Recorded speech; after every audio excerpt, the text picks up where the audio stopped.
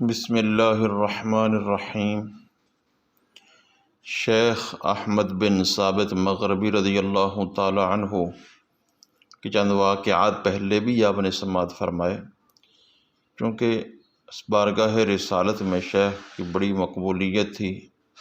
اور بکثرت ان کو سرکار دو عالم صلی اللہ علیہ وآلہ وسلم کی خواب میں زیارت ہوئی، حتیٰ کہ بیداری میں بھی زیارت ہوئی۔ تو بہت سے واقعات میں سے آج ایک واقعہ جو کہ شیخ نے اپنی کتاب کے مقدمہ میں لکھا ہے، فرماتے ہیں کہ میں نے اپنے ایک بھائی کو اس کی وفات کے بعد خواب میں دیکھا۔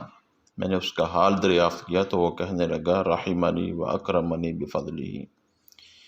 کہ اللہ رب العزت نے مجھ پر رحم فرمایا ہے اور اپنے فضل کے ساتھ خاص عزت سے نوازا ہے۔ میں نے اس سے پوچھا کہ کیا میرا حال بھی تجھ پر منکشف ہوا ہے، یعنی میرے ساتھ کیا معاملہ ہونے والا ہے؟ تو اس نے کہا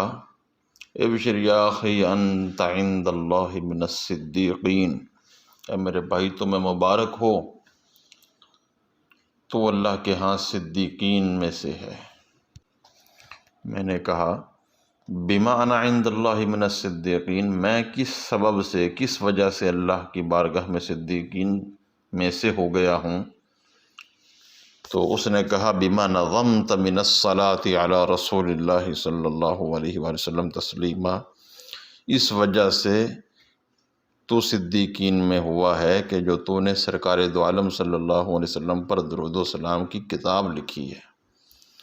یعنی سرکار دو عالم صلی اللہ علیہ وسلم کے درود و سلام کی کتاب لکھنے کی وجہ سے۔ یہ ایک واقعہ نہیں، شیخ کا کتاب کے حوالے سے اور بھی بہت سے واقعات انہوں نے لکھے ہیں، میں نے صرف سر دست ایک واقعہ پر اکتفا کیا ہے۔ اس سے یہ ثابت ہو رہا ہے شیخ کے واقعہ سے کہ جو بندہ بھی درود و سلام کے حوالے سے کوشش کرتا ہے، درود و سلام کی کوئی خدمت کرتا ہے، سرکار کو تو کوئی ضرورت نہیں ہے،